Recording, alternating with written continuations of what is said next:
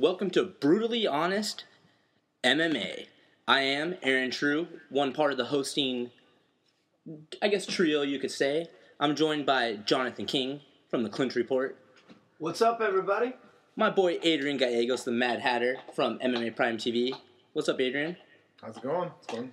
And you guys all know me, Aaron True, the Mad Genius, the guy on TV, ESPN Tonight, number 22, top 44 countdown. Not too shabby, getting beat up by the UFC stars, 2010 Journalist Nominee of the Year, and self-proclaimed fake celebrity champion. We are thrilled to have you guys here today. We're going to have a couple guest calls. We have some giveaways. I'm joined by two of my best buddies. We're joined by a cage-side reporter, commentator, a guy who is in the midst of it all, trains on the mats with some of the biggest stars, Jonathan King. We've got a cage-side photographer, guy who's been there filming my crazy stunts, trained with some of the best in the world, trains at Shoot-A-Box, an expert in his own right, Adrian Gallegos. We have a hell of a show planned for you tonight. We're going to talk about Reebok deal, Kimbo vs. Shamrock possibly being a work, women, prison breaks, and even more. This is the one show where MMA meets pop culture and everything in between. So, starting off first of all, the Reebok deal. What do you guys think about this Reebok deal? I mean, this is insane. This is probably one of the craziest things ever to happen, where they went from being able to wear whatever they want, making most of their living possibly off of sponsorship, to now wearing these horrible uniforms. That thing was a fiasco. That was insane. When they had that press conference, they had this lady come in and, you guys all look amazing. This is incredible. Now you don't have to wear two bras. Now you can wear one bra, and you don't have to worry about the crotch showing. You don't have to worry about the camel toe. This is incredible. If everyone looked like JJ, if every model looked like JJ, things would be perfect. Wolf tickets? Absolutely wolf tickets. I mean, if this isn't the perfect example of like a high school guy dating, this is my hot girlfriend, until he walks into a room with 30 other hot girlfriends and he goes, oh, Jesus, why am I here with her?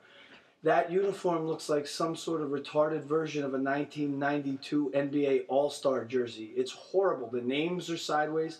And the price? The price? Wait, so you wouldn't spend $95 on a Gilbert Melendez jersey? Gilbert? Gilbert Melendez? I would prefer Rebecca Hyatt, Rebecca Rawlings, Rebecca Rawlings, or a Thomas Lawler. You don't want a Thomas Lawler $95 replica UFC walkout jersey? Actually, I probably want those three for $99. That's exactly what I was buying. Yeah, those are definitely going to be on the eBay page worth some money. All right, well, we're taking calls tonight. A lot of you have the number. It's a private number, and we've already got one guy on the line. We've got Mickey Serial calling in. Hold on, let me pick this up here. Talking in. He wants to weigh in on the Reebok deal. Let's try to get Mickey here on the phone. Hello, Is this Mickey Serial? You're on the air live, Brutally Honest MMA. What do you think about the Reebok deal? hello. How you say? These Reebok deal crap. I think I'm not sure how you say in American. They're fucking ugly shirts. And how you say? I used to be beat up as a child by many of the girls bullies at school, and I would get fights, beat me up again if I wore a shirt. I think they're ugly. They're fucking ugly. Well, what about the price point being $95 for a shirt? Do you think that's fair, and do you make enough money to buy one? Sorry for my English. How you say $95 is a lot of money? I could feed my whole entire country with that money. How you say?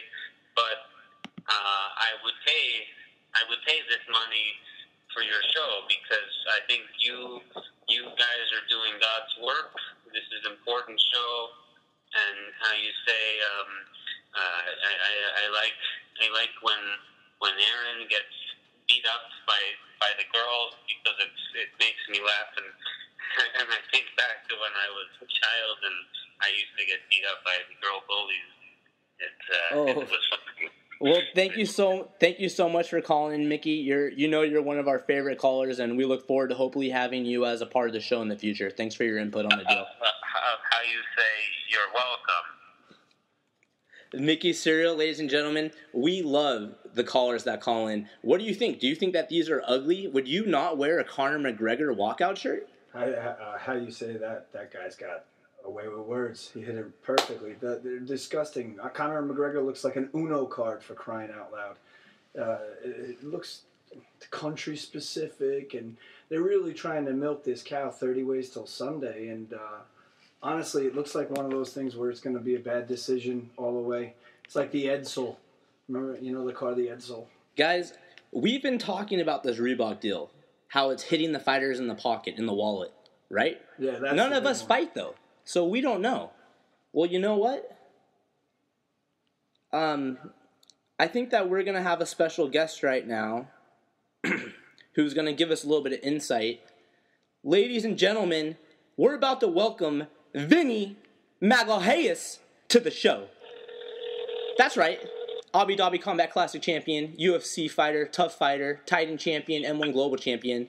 We are live with Vinny Magalhaes. Vinny, thank you so much for joining us on the show tonight. Hey, man. Thank you guys for having me on the show. Dude, thank you. We just want to ask you, everyone says that this is hitting the fighters in the pocket, that a lot of your salary and income is based off of sponsorships, being able to market yourself, brand, individuality. How much is the Reebok thing going to hurt people like you if you were in the UFC in terms of getting paid? Well, here's the thing. I'm sure there are so many details into that contract that I don't know anything about it. I'm not in the UFC anymore, so I didn't read the whole. I wasn't in any kind of reunion with the UFC, any kind of meeting. So I don't know any details on the contract. But as far as people know, actually, the things that I was reading today on Twitter. Apparently, out of the sales, the fighters are going to be getting a cut, So if you sell let's say a shirt, you're getting something from that money. So people might make some money with this whole Reebok thing, but I don't know if it's even worth it, And when it comes to this fight money, the sponsorship per fight, that's a problem, for example, if I don't want to talk about anybody else, but let's say me, if I was to go back to the UFC now. I would be having my sixth fight in the UFC, so I would be on that range from 6 to 10 fights, right? Well, let me ask you this: would you pay $95 for a Conor McGregor walkout shirt? Never. And I don't want to be rude, but those shirts look like shit. Yeah. It's just I don't want to be rude. It's some people might think they're nice, but in my personal opinion, they don't look like a $95 shirt, the guy that actually was bringing those shirts are those guys from here from Vegas, and basically it's a nice material. It's nice quality and everything. But $95 for a shirt, it's just it's not something that I would do. I don't know if the hardcore MMA fans gonna pay for it, but I wouldn't do it myself. Me personally, I would not spend $95 in a UFC t-shirt. Vinny, I'm joined also by Adrian Gallegos and my co-host Jonathan King, who's going to ask you a question. My buddy Jonathan, actually, he pre-ordered a Giblert Melendez shirt. You didn't like the Giblert or the Thomas Lawler? Those two I shall apologize by just because they're funny. Just because the nostalgia, I think that would be fun to have. But besides those two, I'll probably not buy any of their shirts. Now, Vinny, let me ask you this. You've been in the game for a long time, and you've been in many different organizations, including the UFC. So one of the complaints or one of the points that Dana White said is this new Reebok deal, what it's going to do is it's going to get rid of all those fly-by-night T-shirt sponsors that don't pay the fighters, and the fighters end up getting screwed over. We heard recently about Fear the Fighter and a couple other companies like that where they're not paying their contracts to the fighters. How often, in your opinion, does that actually happen? Does it happen often, or is Dana White just using that as a reason to push this deal through? Luckily, that has happened to me only once. I think it was an apparel company. It's one of those casino, online casino, companies. They promised to pay me a certain amount. They never paid me anything. But besides that, all the other apparel companies, like even if they paid me like monthly or things like that, they still pay me. I think that's a good reason though. Like I was at the start, like I start to say, like if I was to go back to New York City now, I would be doing that 6 to 10 fights range. I would be making $5,000 from a sponsor, and that's it. That's all I would be making for Reebok. And just to have a comparison, like my last fight was for Titan, and I made like in a $15,000 to $20,000 range. And that's like in a Titan, like Titan FC, which is a smaller company. Not many people knew about the fight and all those things. And I still made like from $15,000 to $20,000 like the sponsors. So a guy in the UFC has a much better record than mine, but has like only 5 fights in the UFC. He's going to make $2,500. That's just not fair. You fight in the UFC, you fight like in the biggest company, like in the world, like when it comes to MMA, and you own $2,500 or $5,000 like from sponsors. It's just not fair, Especially with a lot of guys, that's what they make most of the money, from sponsorship. Let me ask you a question, Vinny. At this point in your career, would it be more beneficial for you to fight for, let's say, Bellator or for the UFC, based on the ability that you could sign whatever sponsors you want if you were in Bellator? It all depends. Like, let's just put things like in realistic way. I'll go back to UFC now. I'm actually with the World Series of Fighting, but let's say if I could fight with somebody else, I could fight with the UFC. Let's say World Series is being like this certain amount, and I can still make that much more in these sponsors, and that much more in sponsor covers whatever the UFC will offer me, like comparison to the Reebok deal. I would stay wherever their money is. I don't care if it's the UFC. Because here's the thing: when I was 23 years old, the first time that I got in the UFC, it was cool to be in the UFC. It was like, yeah, man, like it's cool to tell people that I'm a UFC fighter. But nowadays, for me, like I'm like turning 31 like in 2 days. For me, the whole like status is not like as important as it used to be anymore. For me nowadays, it's more like, can I provide to my family? Can I make like money for myself? Can I make a career? Can I make money? So that's the biggest thing for me. And go to the UFC just because I can tell people that I'm a UFC fighter, that doesn't make any more sense to me. So if it's not to make money, I would not go to the UFC. I would prefer to stay somewhere else. Stay at World Series, go to Bellator, go wherever the money is. Let me ask you this: now that your former company Titan's their fights are now being shown on Fight Pass, do you think the sponsorship uniform thing the UFC is going to end up benefiting other fighters that are now on Fight Pass that don't have to abide by the UFC sponsorship? They can still wear the apparels and stuff like that, and be on a big card like Fight Pass. I can see maybe Fight Pass is going to push some like companies. I think Titan, Shooter Brazil, they're all going to be on Fight Pass. But here's the thing. Guys fighting in the UFC, they're fighting on Fight Pass. They're not getting any sponsor. So why would guys fighting the Fight Pass for a smaller company that some people never heard about would be getting like money? I just don't think that it's going to, translate as people think it will. Because I remember I had friends fighting UFC, and every time they would get a fight on Fight Pass, they said it was like struggling to get sponsorship money. Like, if they would get like $5,000 pop, they would be making a lot of money. I'm like, dude, because nobody wants to sponsor people that are fighting on the internet. It's more like if it's televised, it's worth like the investment. If it's not, sponsors don't want to pay much. So it's like, why would they pay for fighters fighting like these smaller companies? Well, even though they're on Fight Pass, it's a smaller company. There's not much of people interested in watching. So I don't know. Well, Vinny, thank you so much for taking the time tonight to give us a little bit of insight into the sponsorship deal. Having a superstar on the show like yourself was an absolute thrill. I remember when you choked me out in the cage one time as I was tapping, and that's one of the best honors of my life was going against you one-on-one. Thank you. I feel pretty bad about that one, actually. I don't like to do that to people sometimes. All right, well, thank you so much. Have a great night, Vinny. No, thank you. Guys, shit. Ladies and gentlemen, that was Vinny Magallanes, Abu Dhabi Combat Classic winner, former UFC fighter, tough contestant, all-around superstar, great guy. Let's jump into the next thing, trivia. We're going to talk about Kimbo, and we're going to talk about Shamrock, was it a work? But we've got some trivia coming up. So, ladies and gentlemen, here is tonight's possible winner. You are going to win. This is, you know what, screw it, we're going to go big. This is a signed glove from UFC 143, Fabricio Verdum against Roy Nelson. I can authenticate it. This is legit. This is a signed Verdum glove. Can I play? No, you cannot. So, I don't want to give away the answer, but we're going to be taking calls. It's a really nice glove. And, like I said, the winner will get this signed glove by Fabricio Verdum. So, here is my question. You should get the big one signed by Bob Sapp. The big one would probably knock Bob Sapp out now. Yeah. Okay, here's the question, guys. Who was the kickboxing legend, and don't answer, you guys, the kickboxing legend that Verdum trained with well in Pride? I know what you guys are thinking. Was it Rafael Cordero, a shooter box? Who was it? But Verdum lived with one of the best strikers on earth for a while and was his jiu-jitsu coach, and he trained Verdum. I don't know, so I'm going to have to think about this.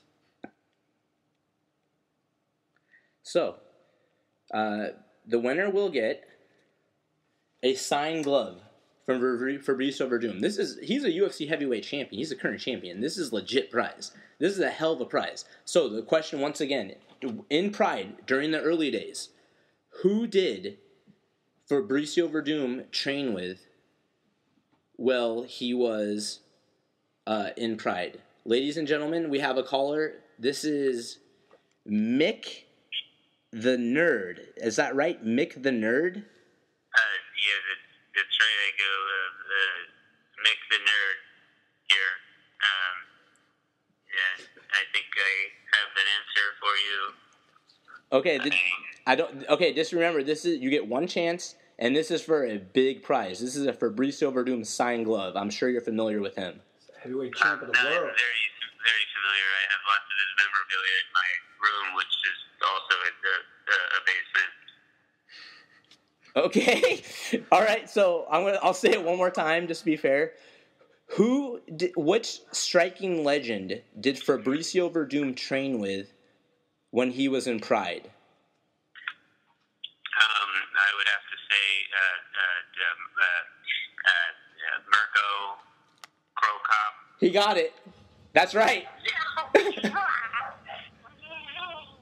I can't believe it. He got it. So how did you know that?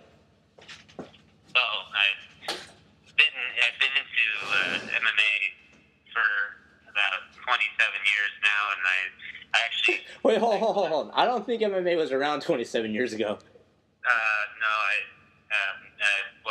you're wrong. It's been started in a small town in Virginia in some backyard brawls. But I don't know if I can use this opportunity to either sell or trade some 1981 MMA card. I have Tommy Two-Tone Stegakovich. Oh, this guy. First rookie card. This guy. Jesus.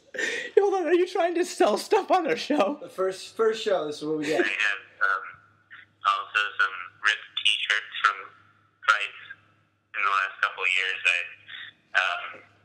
I have a pretty serious UFC pog collection. Slammers. UFC pog? Did you just say you pog slammers? I'm not asking for much. Just either I can do trades. I'm into a lot of comics. If anybody has any MMA comics, I'm also on the search for those as well. All right. Well, Mickey, Mick, is it what the hell? Mick the Nerd. All right. Well, you won the prize tonight, and thank you so much for calling. Let me ask you, how did you hear about the show? Tonight is one of the first nights we've gone live.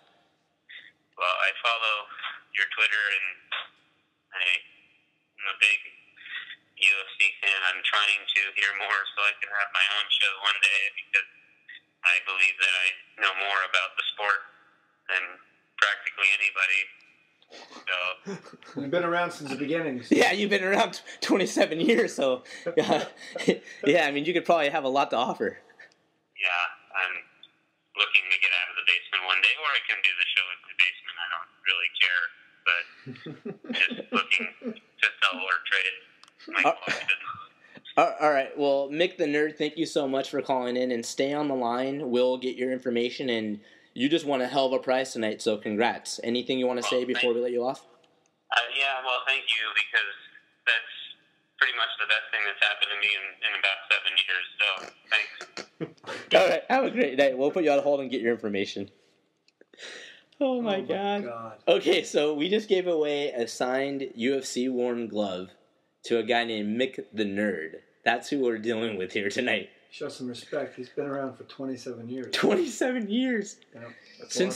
Since Kentucky fights in North Carolina, he was saying. Okay, so quickly, let's jump into this. Kimbo Shamrock, was it a work? People are saying it's a work. Oh, this could end Shamrock's career. This could ruin his reputation. Well, let me ask you this, because I know you don't think it's a work. How the hell did Kimbo defend a choke with no arms? I've never seen a no arms, no hands choke defense, my friend. Explain it.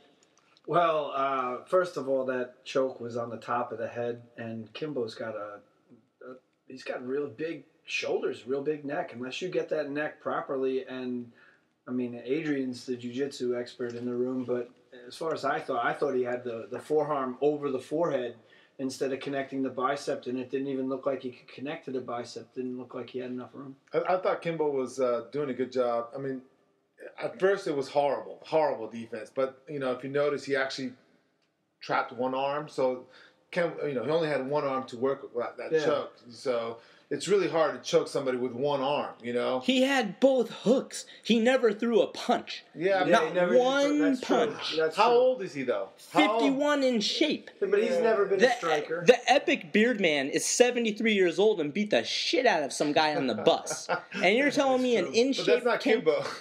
But also, on the ground, though, a 38 or 40-pound difference in weight, that's going to make a big difference, too, you know?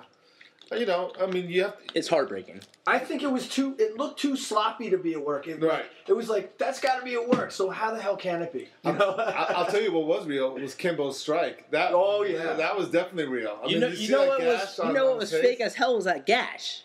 That gash on his head, you know what that looks like? That looks like he had that he cut that open in the back, put a slight bit of glue, and the second it got touched, it ripped open. I don't know, man. That cut looked shady as hell. He ripped a vagina on that guy's head. Maybe, you know what, though? It was probably just all scar tissue like Oleg Tartanov. Maybe it was just scar tissue. It looked like one of those cuts that was so deep it doesn't even bleed. Jagged. It did not look clean. And Ken is one of my heroes, so this is like heartbreaking for me. I was tweeting, oh my god, Ken's going to win. Ken's got this. And he blows it. See this right here? This is in the back. This is Tito Ortiz's walkout shirt in the second fight against Ken Shamrock. Wow. I love Ken Shamrock. I love Tito. Not in a... Actually, we will get into that topic in a little bit. But before we move on to transgender MMA, anything else you guys want to say? So you believe it was a clean fight and just that Ken couldn't finish the lock? Yeah, I think it was an overweight Kimbo Slice who's out of shape, and it was as good a fight as it could have possibly have been. I honestly thought Ken had him. I honestly thought he had him. He had both hooks in. He could have had the arm under, could have softened him up. It's just heartbreaking when you're in the situation where you see a legend or an idol or someone you really respect and look up to and you see as almost superhuman, and then they compete like this. I remember when he got knocked out by Buzz Barry, and I was like, dude, this is the worst thing ever. Yeah, I mean, he's 51. You got to realize how strong is Kimbo, too. I mean, Kimbo is no slouch, he's a monster. I've heard him hit pads. I used to train at the American Top Team where he trains, and when that guy hits pads, dude, I've heard a lot of people have gym power or pad power, whatever you want to call it. It sounds like a friggin' firecracker going off. Never heard anybody hit pads louder than him. Jeez, you should hear Shogun hit the pads. I would imagine his punches sound like Shogun's kicks. Yeah, Shogun's kicks are like gunshots. Yeah. Okay, so I think it was suspicious, but I think the problem might be that I'm holding Ken to the expectations of UFC 1 Ken. Yeah. And he's a 51-year-old man. It's just hard as someone you look up to as a hero to see them in a different aspect. So I think that's why I'm being so hard on him. I want to give him the benefit of the doubt. Excuse me, but it did look kind of sketchy. He looked great. Looked like he did everything right. He was training with Manolo down at San Diego, but and Manolo's one of my buddies. But the thing is, he also has a lot of fighters in XFS. But anyways, yeah. Yeah, great. So anyways, moving on. I have another topic. I'm debating if we jump into this one first, but I'll give it a few minutes. We'll touch on first because it's top news. We're an MMA show, technically. Jose Aldo is out. Jose Aldo is out of UFC 189. The most expensive commercial the UFC has ever produced. Wow. The most expensive promo package the UFC has ever produced. And the fight's off. Is that breaking news? Yes. Dana White went on SportsCenter a few hours ago and said that Mendes officially is in. Aldo is out. His coach said his rib hurts. He's out. When he comes back healthy, he's got the fight to unify. But I believe that, A, UFC is trying to put Conor over at any expense possible. B, that Conor's contract said he has a title fight, so it has to be a title fight. C, it's a title fight? Yep. It's for interim belt. That's crazy. Let's get you guys somehow both on the webcam, because I want to see these reactions. These are priceless. Yes, it's an interim belt. And Dana White says, oh, yeah, this guy's pulled out of a title fight 5 times in the past. But he didn't pull, it's not like 5 in a row. So, yeah, they're trying to put McGregor over. That's ridiculous. Yeah, Conor McGregor's the happiest guy in this situation. That's insane. I can't believe. Jose Aldo doesn't really get that injured, does he? Does he?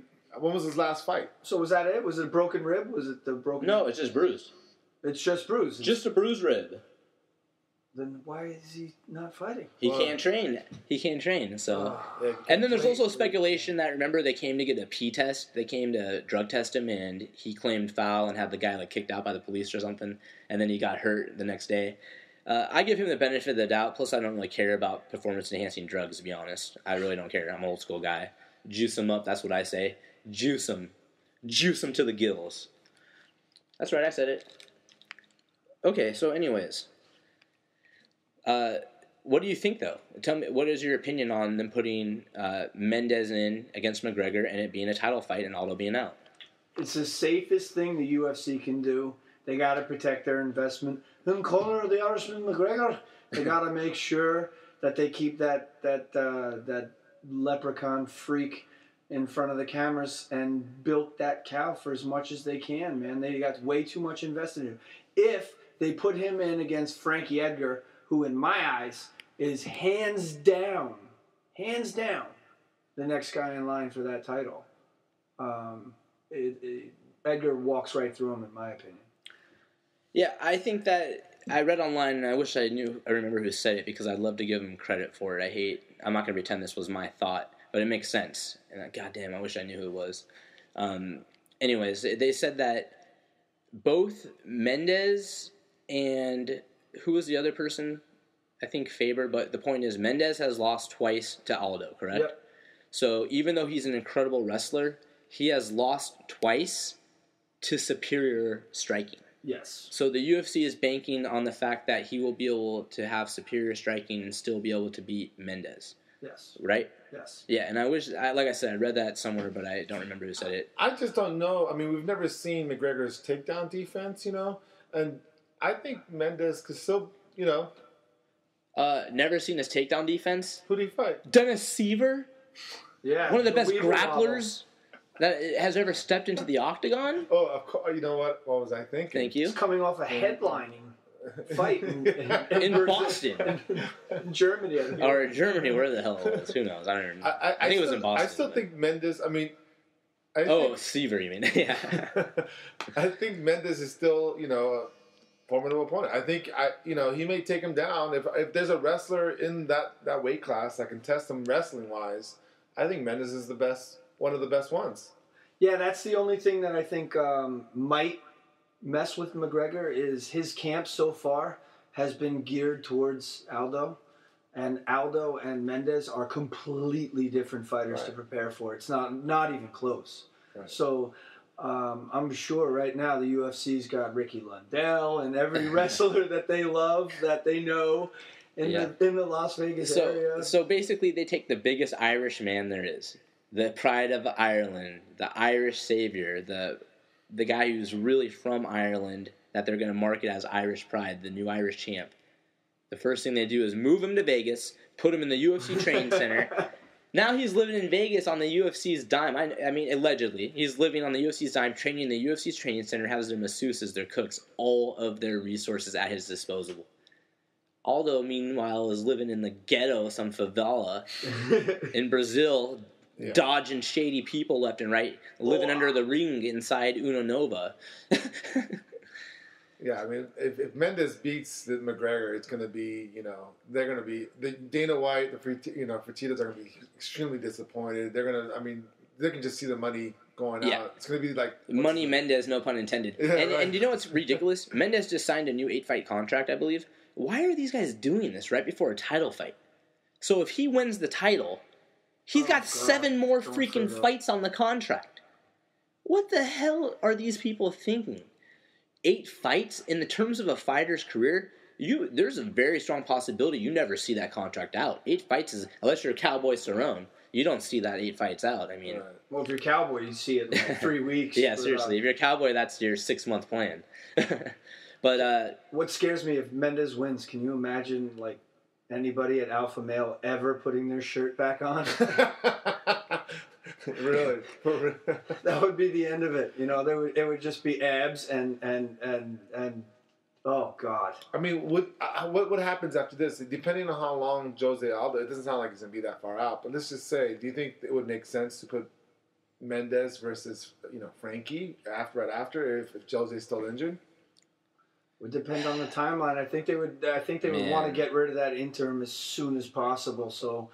And my best assumption, they would probably book that fight as soon as possible. Yeah, and I hate to hate on Frankie. I also hate to be a linguistic master, so that's why I'm talking like that. But anyways, yeah, Frankie, I unfortunately hate to say it because he seems like an incredible guy, a good ambassador for the sport. He's in great shape. He's the most boring fighter on earth. I literally fell asleep when he fought Gray Maynard. I think Gray dropped him the second time they fought. Remember in the first round or second round? And then he came back and it was a draw, remember? They're so boring, those little guys in the cage. And Frankie just runs in the big cage. I know he's not running his footwork, but that's the equivalent to me of Mayweather. The fight, Edgar against Faber, was literally one of the most boring fights I've ever seen in my life. And I have fallen asleep during multiple UFC events because it's just too long of a day. Yeah. I fell asleep during the main event during Rampage versus Matt Hamill. And Rampage, I wanted to see Rampage fight so bad. I just couldn't. A 7-hour day to watch a UFC start to finish, and I went the whole card. Yeah. So, anyways, I think we're basically all saying that this is a toss-up. If Mendes is in shape, it's a toss-up. I give it to Mendes. I'm giving it to Mendes. I honestly believe his wrestling. McGregor's wrestling hasn't been tested, and he's going in heavy. I mean, he's going in and won against the wrestlers, and if anybody can beat him, I think I definitely think Mendes is a bad matchup for him. Well, luckily this is your studio we're recording from, or I would kick your ass out of here right now for making me look bad on my own show, which technically is our show, which is even my show. But thanks a lot, Adrian. Mad Hatter, you son of a bitch. But, like I said, I don't even know how McGregor was... how is he the favorite against Aldo? Is it because the gambling lines, people just are so absurd about them? Absolutely. The betting still swings the lines, and the UFC bettors are the least intelligent as a collective group of bettors that know about their sport. I mean, these fantasy baseball guys, they have metrics already created to know who's the best. It's pretty much a toss-up in the UFC. Anybody can win at any time, Okay, so I want to talk about a few things off MMA after this next subject. I want to talk about women. I want to talk about prison breaks and a couple other current topics. So we're going to get there. But before we do that, last thing I want to cover, transgender MMA. Oh, here we go. Okay, so a hot topic, obviously, is Caitlyn Jenner. Bruce Jenner, now formerly Bruce Jenner, now Caitlyn Jenner. Such a powerful thing for the transgender community. They're coming out in drones and waves of support. It's a great thing for them and for the community to have a strong public figure that can represent them. That being said, everyone talks about Fallon Fox having an advantage. Fallon Fox versus one of the greatest athletes ever in history who has done celebrity boxing and beat the living crap out of the guy. It was an exhibition against the Kardashian family where he could win a thing to box him, and he beat the crap out of the person. So Bruce can fight, or excuse me, Caitlyn, she can fight. I want to see. Well, I want to be respectful. I want to see Caitlyn versus Fallon Fox. That would be a great fight. Oh, I'd be front row for that one. That would be incredible. And I want to hear from you. If anyone here, and can you hit that to get the Sorry, we're getting our monitors, the screensaver went on. I want to hear from you out there. You know our number is listed privately, so you can find it. I want to hear from you, your thoughts about Caitlyn Jenner versus Fallon Fox. And, we're not doing this to be smartasses. We're actually kind of having a serious talk about this. And also, if there's any transgender people listening, please call in. We would love to hear from your perspective. I got to quick caveat this. Is this because, Caitlyn, that's Caitlyn. Yeah, Caitlyn is supposed to be going through the surgery eventually. So are we talking pre or post?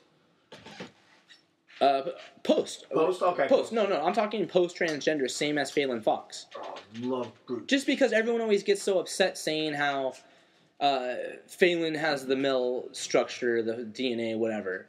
I obviously don't know the scientific stuff and don't want to sound like an ignorant asshole. I'm not trying to be disrespectful. I'll admittedly say I don't know. But the point is, people are saying that it's an unfair advantage. Caitlyn would not be an advantage either way. It would be the same thing. Absolutely. Once her hormone things or whatever are done. So like I said, I want to hear from you. If we have any transgender people out there who are listening, we'd love to hear from you. Caitlyn Jenner. Yeah, that would be great. Versus Fallon Fox. Imagine Caitlyn called in. If Caitlyn called in, I don't know about that, but that would be awesome. But yeah, if we could somehow, what do you think about that? Well, hold on a second. We have actually a call on line 3. Caller, what's your name? We're talking Caitlyn Jenner versus Fallon Fox, transgender MMA. This is Donna Roxbury. I'm, a semi-fan of you guys. I mean, I'm not 100% sure if I want to, pursue my dreams, I guess you can say, of listening to the show. I mean, I like what I hear, but I don't know.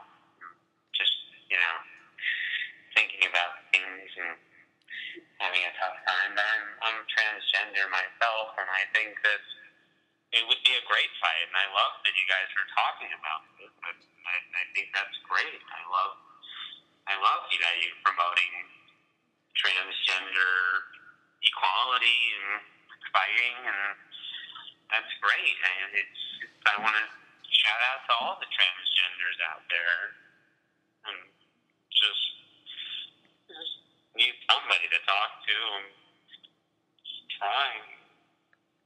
trying all the time. Trying what? And thank you so much for opening up to us, Donna Roxbury. I'm just trying. I have to keep trying. I know I have to keep trying. Trying what? Just trying. I just need to try more. Just try. Try what? It's hard when you're 6'7" and 375 pounds and trying to get my heels on. We really admire your courage. Holy shit.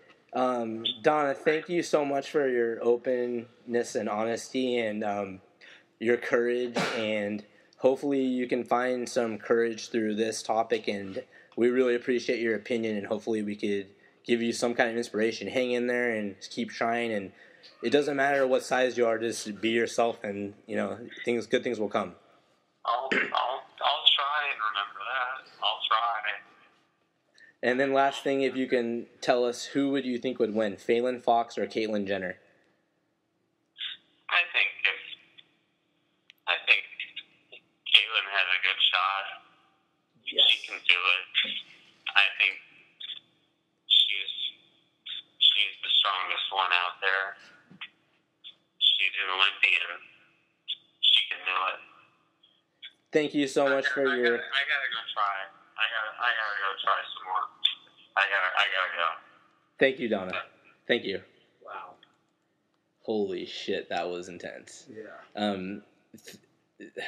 That was intense. The train has truly come off the tracks. Yeah. Well, okay, so anyways, I think that we're all at a consensus that if it's sanctioned and under unified rules and in a safe environment, I'd love to see this. And I'm going for Caitlyn. It's also the only logical way, feasible way that Fallon Fox would ever fight in the UFC. Oh, I don't know if they're going to put Caitlyn Jenner against Fallon Fox. I wouldn't put it past them. And, or Scott Coker would do it. Yeah. And just FYI for if they're listening, I actually had the opportunity to meet some people who were advocates, I think, on the legal side of Fallon Fox. It was, I think it's the Diversity Sports Award show, which is like a sports award show for lesbian, gay, transgender. And they were talking about how Fallon is like the pride. Holy shit! Was that a gunshot, Adrian? No. I saw a flash. 4th of July coming up. Oh my God! Sorry about that, guys. Some neighbors just set off. I hope to God that wasn't a gun. Hey, dude, grab a. You got your gat. Yeah, go grab a gun because that was. I got it. It's fine. Okay.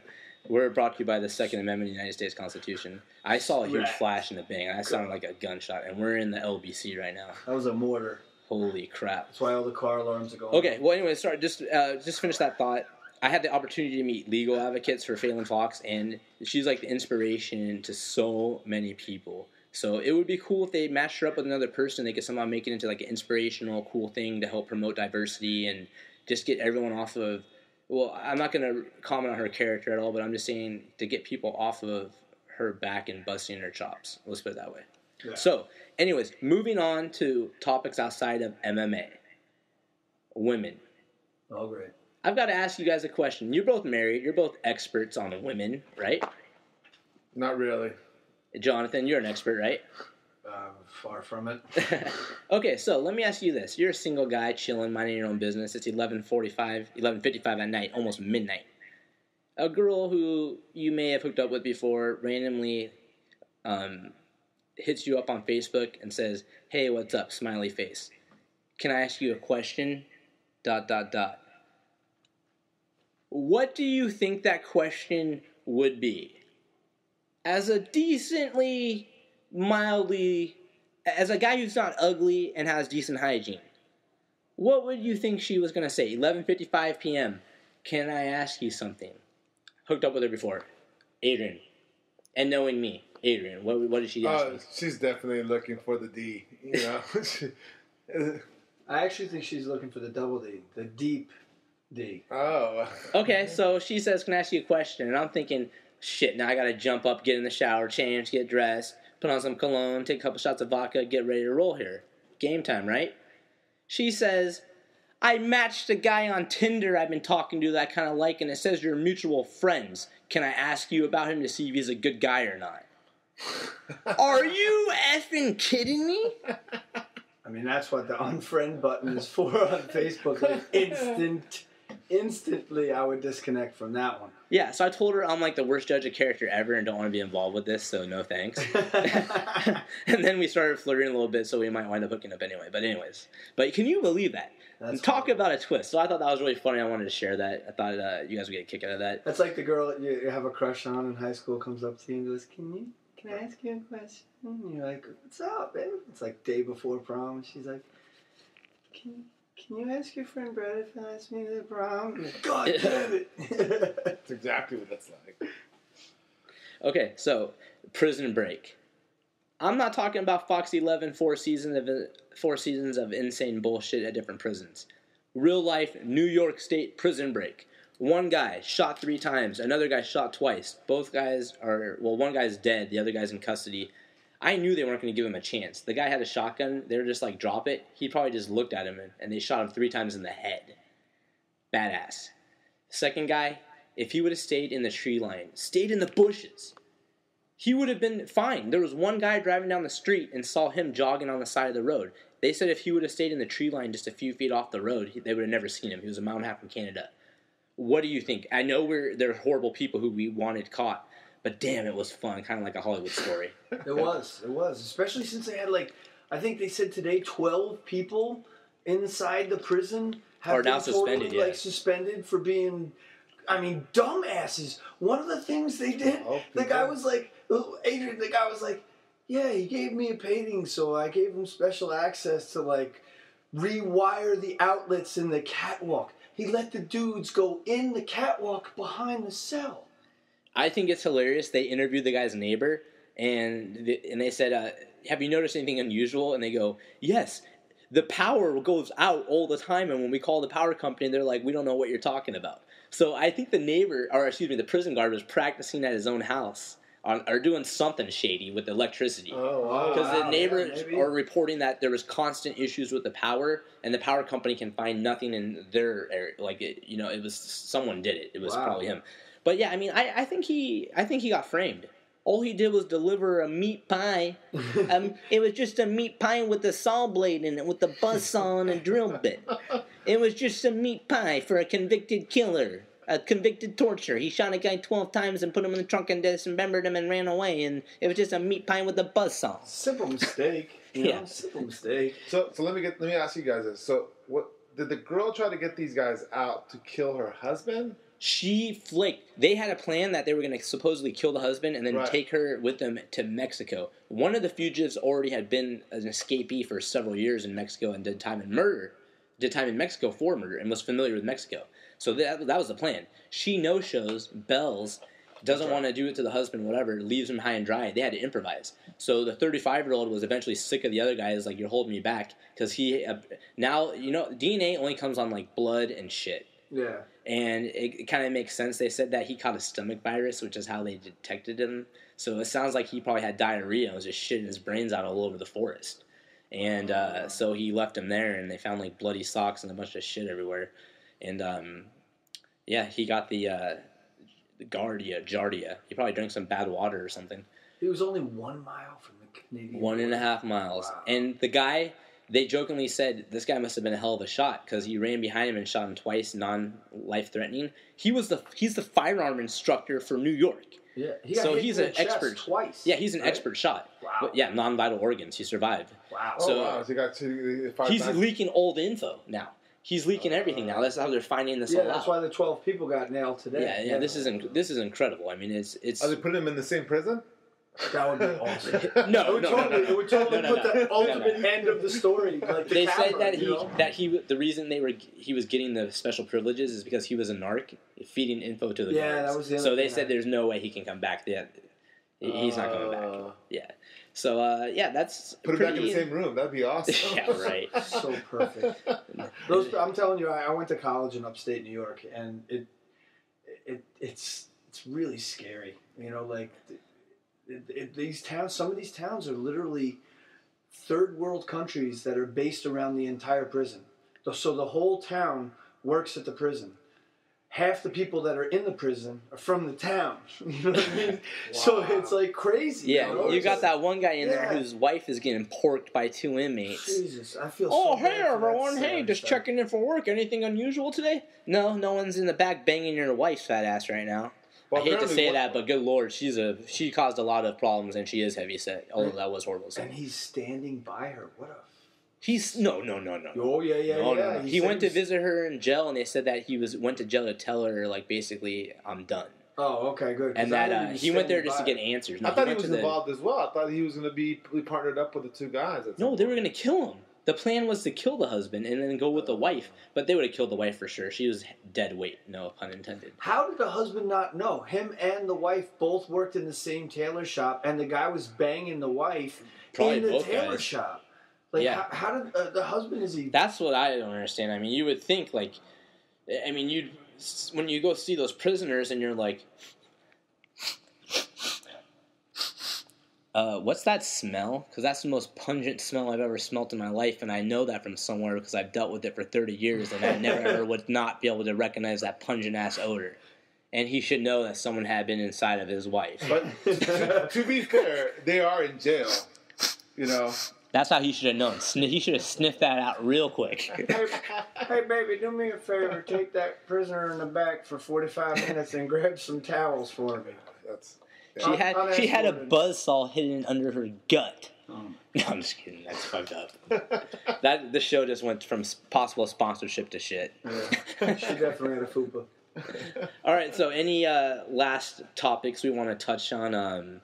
Any pop culture type stuff or anything that you guys are doing? Adrian, any beer that you're brewing? Adrian is a guy who brews his own beer, for those of you who don't know. He's usually got some stuff going. Actually, and I want to give a fitness tip before we go, but what's going on with your beer? There's fireworks going on right now. Dude, this is sketchy. We're broadcasting live from Long Beach and LBC, literally right on where, if you cross the street, is where it gets bad. They're celebrating our first show. Yeah. I thought This is really. By the way, I coordinated this fireworks show to make me not scared, he says he coordinated this. Meanwhile, I'm ducking under the damn desk, thinking that there's a. My beer is I just made a double IPA. It's it finished about 2 months ago. We still have a couple bottles of that. People really enjoyed that. That was my first batch. My second batch is it's a wheat beer with half of it raspberry and then the other half just traditional with orange. So, yeah, we in the future, if we want to go over, basic brewery tips, I guess we can go over that, or how to start making your own beer or cider. You can do it's the same process, or even wine. So, I wonder if those guys in prison made their own brew. I bet Adrian would have like some plum wine or something in his toilet. If I ever went to jail, I could probably make some really good liquor in jail. I think that's what they do, right? They just grab fruit and let it ferment under their pillow or some shit. Yeah, they grab all the fruit. I know how they grab all the fruit, and I forget what it's called, but they put it in a trash bag. Yeah, toilet wine. Yeah, there's another name for it. I'm trying to remember the name for it, but anyways, Merlot. Merlot. Yeah. Would you like my Merlot? What was it? No, toilet wine. Remember that movie Going to Prison? I think it's called. And he makes the toilet wine. Yeah, he's like, that's my toilet wine, honey. What's the burn? Oh, that's ammonia. Okay, so fitness tip of the day. Ready? Yeah. For everyone who thinks you have to work out every day, 7 days a week, 5 hours a day, always have to work out, always have to be sore. You ready for me to blow your minds? I'm ready. Better to blow your minds than to blow your something else, right? Right. Okay. Well, yeah. Go on. Well, this show, we had a chance. We had a chance for sponsors. We had a chance. Before we had the transgender caller and all this other crazy stuff. That was topical. That was a legit call, too, which was crazier than anything. But anyways, fitness tip of the day. You think you have to work out nonstop. Always lifting more. Always doing this. Always sore. All gains are made during recovery. That's right, I said it. All gains are made during recovery. You have to get your rest. You have to listen to your body, and once in a while, you have to rest. Go ahead. Now, Aaron, building on this, because I'm a huge, and I think Adrian is too, I'm a huge fan of recovery. So what if I was just to recover for, say, 8 weeks? Playing video games, totally resting, making sure, everything's not moving too much, nice and lubricated. I'm glad you brought that up. Let me go into more detail. If you work out consistently, okay. All gains are made in recovery. So take maybe 3 to 5 days of working out a week instead of 7 days a week. If you're really sore, listen to your body. If you're not getting gains, maybe you need a little bit of recovery. If you're actually just sitting on the couch doing nothing and not working out at all, then I can't really help you. What if I work out one day really hard and then have 6 days of recovery? Because, that's more recovery time, right? I have an incredible idea. We're going to get a real fitness expert on here from now on to give the fitness tip. So you guys don't bust my fucking balls. Hey, man, okay? Listen, in all seriousness, you look like you're in pretty good shape right now. So I'm not trying to. That's all that recovery. That's all that sleeping. Hey, I'm not. He didn't get this title belt sitting on his laurels, ladies and gentlemen. I think the stupidest thing I ever did in my life was not using performance-enhancing drugs for that fight. Did they P-test you? No. Because Camo was strict. Oh, this is a real... Oh, shut up. No, but it's just I would have known. But now knowing back, I would have rather known I cheated and been amazing. No, I don't know about cheating, but you know what I'm saying. I would have rather gone in shape. Speaking about performance enhancing, interesting thing I noticed this week. They're getting rid of IV hydration. Oh, great. Yeah, I wanted to talk about it. And the reason, I think, from my partner John Walsh is a huge cycling fan. And he was telling me, the reason they got rid of IVs in cycling is because what they would IVs would hide the performance-enhancing drugs. So eventually they would use their bio passport and check their blood, and if there was plastic in their blood, they would know that they had received an IV. Wow. So the bag itself it messes that up holds the results and testing that they're doing for other stuff. Yeah, they actually test your blood now for the plastic that the bag is made out of. Wow. Because that shows up in your blood. So cyclists that would have plastic in their blood, they couldn't catch them for pissing hot, but they were like, hey, EPO. Why do you have that? You know? Yeah, blood doping. But to me, I think it's really dumb because it's the safest way for a fighter to rehydrate with an electrolyte balance, and you don't have to be a genius to do it, even though it should be done safely and under a nurse's care and everything. I think what it's going to end up with is more brain damage. I mean, what do you guys think? I think that the reason they're banning it is because of fools who wait to the last day to cut 20 pounds, 25 pounds of water weight and wind up almost dead. I'm not going to name names. I'm not going to point anyone out. But I know some freaking morons that wait till the day before to cut over 20 pounds in the sauna, and they stop producing liquid, stop sweating. I'm not going to point anyone out, obviously. I'm not going to name names. I'm not here to point fingers. But I know someone who stopped producing sweat. That's when it goes too far. Man. That's when it goes too far. So because of people who maybe train with Huda box and do it the Brazilian way cut water weight 20 pounds. But in all seriousness, the point is, this is tough because I always thought this was like blackjack counting cards in California, at least. It's not illegal, but it's heavily frowned upon. They didn't want to see it. So, guys, we know, God, I don't want to give his name away. You know our friend who trains under Alon Goes? Yes. Okay. I remember when he fought in Bellator a while back on the same, or Strike. It was a fight that Cyborg was at, and I was at it. I was filming. Justin was training him, I think. But he was, like, dying. Literally, like, laying there, passed out, dying. And he was like, I just need to get the IV. I need to get the IV. And they're like, we got to get you to the hotel room so they don't see it. And it was a weird thing about how it wasn't illegal, but it's like heavily frowned. It's very controversial even back then. This was like 7 years ago. Well, you saw what happened on The Ultimate Fighter just a couple weeks ago. Creepy Steve Weasel, great fighter out of American Top Team, rehydrated with liquid without an IV, and he didn't have an electrolyte balance, so he had seizures. Ladies and gentlemen, we found the one fucking viewer for The Ultimate Fighter this season, right here. I was like, what? To be honest, I saw the first episode, and I want to watch the show. I want to. It's on at 7 o'clock where I live, and it's on the most obscure goddamn channel. I missed every damn I know, tape the series. I forget every damn time, okay? So I've seen one episode of the freaking show this season. Listen, the last, 10 years of that show have virtually been unwatchable, with the flirtation of the Ronda Misha one being almost watchable because of that confrontational type crap, but then it went quickly away. This season's actually pretty good. It really is. It really isn't. It isn't. This guy came from ATT, so he has to. You gotta admire his loyalty. That's why it's a little bit interesting to me because I know some of the guys. Maybe. Okay, he got me. I don't. He's a shill. I don't like the whole back and forth between Glenn and Gilbert and the owner of Top Team, Dan Lambert, or Lambert, whatever. But Lambert, Gilbert. I'm on Lambert's side. Honestly, I thought the way the UFC should have done it is they should have made it more. Remember, that GIF on the UG of Santiago. George Santiago, the head coach of the Black Zillions, against his former mentor, Ricardo Laborio. I thought that would have been a better story.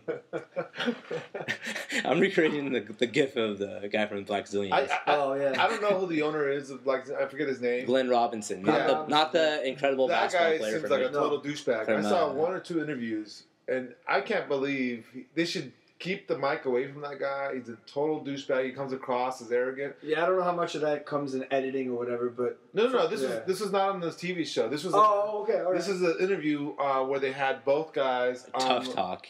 Tough Talk. I watched that because I missed the show, but I saw that. Was that the thing with Karen Bryant on Fox? It is. We'll give credit where credit's due. It's one of the most, outside of Andy, whatever his name is on Bravo. It's one of the best shows, the best after shows I've ever seen in my life. Whatever his name is. Other than Andy, the executive from Bravo Network, who does an after show, this is the next best thing, I would say, for men. Yeah. Right? Either Bravo or the Cameron Ryan show. Now I'll probably get beat up by someone because of that. But anyways, moving on. So, I definitely did not see that. But in terms of the IV, just let them do it. Let these guys do what they need to do to make a healthy weight cut. Personally, I support either fighting at your natural weight class or doing what they do at a lot of high school wrestling teams now. I wish they did this when I wrestled like 20 years ago. Where you have to... Oh, excuse me. I think they do it in boxing currently. Where the week before the fight or whatever it is, you have to weigh in and be within a certain percentage. Yeah, you have to hit weight. Yes. Before you don't have to hit weight. You have to be within a certain percentage. Yes. Yeah, and you have to be within a certain percentage of it at fight night, too. You can't come in fight night putting on 60 pounds.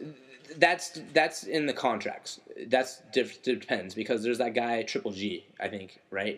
Who was it Golovkin or someone who just fought someone and put on like 20, 30 pounds after the weight. Well, I think the best way to do it is, from what I saw, was they can test the hydration level of a person. Yeah. And so I think if they just have a certain limit of how dehydrated you're allowed to be, and then they just weigh whatever they weigh. You don't have to do. You can just do weigh in the day before or whatever. This is my last thought on the subject. As much as I hate weight cutting, it's a skill. It is. If you see someone who can do it well and do it right, even a guy like Tito Ortiz, a real good wrestler, old school wrestler type, it's a skill. So you're taking away a skill. You're taking away a tool. You're taking away a competitive advantage that someone may have. Right. So and then there's guys also where I like Frank Shamrock, who would put 10-pound weights in his drawers to fight up in weight class. Yeah. But that's my final thought on it, is that I think that if done right and done well, it's an incredible thing. And at the same time, you can have a guy like Cormier, who doesn't have to cut down to 185, fights at 205, and is still the champ, technically. Popeye's chicken. But the point is, if you're good enough to fight, it doesn't matter what you're fighting at. That's why I don't care about steroids. I don't care about guys cutting weight, not cutting weight. If you're good, you're going to win. Yeah. And I'm a firm believer in that. Maybe believing in that is the only thing that keeps me sane and loving the sport. Maybe I'm a fool. But I believe that technique and skill will win out. You know what? The statement you just made is exactly right. I think I agree with you, because look at Anthony Johnson, right? He used to fight at 170, right? Mm-hmm. And he didn't have the power. I mean, he couldn't beat Vitor, right? And now he's one of the best 205 fighters in the world. Yeah. So my whole issue with the thing is the intention. Intentions are everything in life, you know? And if the intent is to get rid of performance-enhancing drugs, then get rid of performance-enhancing drugs. IV rehydration is not a performance-enhancing drug. If the intent is to get fighters to fight at their natural weight, then institute weight restrictions or changes, like you said, the hydration rate. But even if you shrink the weight divisions and people have to fight closer to their natural weight, guess what? People still come in out of shape and have to cut weight. Right. So you're taking away the safety of that rehydration. I just don't think the intent matches the result. Right. And that's my problem with it. I think it's kind of like we're banking on the side effect, and they should never, ever, ever bank on the side effect when a fighter's health is at risk. True. All right, well, thank you guys for joining us. We have a lot more to talk about if we wanted to. We could talk all night. We could keep this thing going for 5-6 hours, but we don't want to. We want to keep you at bay a little bit, keep you anticipating what's going to happen next, what kind of crazy callers, special guest. Tonight we had Vinny M call in. We had like 3 or 4 random calls from people. We had a contest giveaway. We had topics ranging from literally breaking MMA news, Mendes in against McGregor instead of Aldo, all the way to talking prison breaks and me thinking I was getting laid last night when a girl was asking me about another dude. You can't really get much more than that. We should get her on the air. She hit. Actually, I don't want to say. This is bad. I bet you she listened to this. That almost slipped. All right, this show's over. All right, well, so join us next week. We're going to try to do this every Tuesday night, approximately 8 or 9 p.m. Pacific time. 11 or 12 Eastern Standard Time. We might differ a little bit, but we're going to bring you top MMA experts and guests, fitness experts and guests, talking everything from fight game to pop culture, UFOs, celebrity content. It doesn't matter. Girl advice, whatever you want to talk about, we're here for it. Even music. Dan Quinn, Stevia, we got it all. So, with that being said, ladies and gentlemen, this has been Brutally Honest MMA Show. I'm Aaron True. You may have seen me tonight on ESPN Sports Nation, number 22 out of 44 sports steers. My boy, Jonathan King, I know you've heard his voice commentating several promotions in California, around the country and world. Also, he is the lead editor of the Clinch Report. My boy Adrian, cage-side photographer, videographer as well for MMA Prime TV, MMA expert. You know, we're thrilled to be here. It's only going to get better, only going to get crazier, only going to get just more intense, and, you know, I don't really know what other words to use that all mean the same thing without doing a run-on sentence like I've been doing. What do you think? It's going to be a hell of a ride, man. Fours all around. Hugs to everyone. And if you don't mind, could you sing us out tonight, Jonathan? Sure, what would you like to hear? I forgot the name, but it was a song you had mentioned earlier that was appropriate for tonight. The Uniforms. Oh, I don't like your uniform.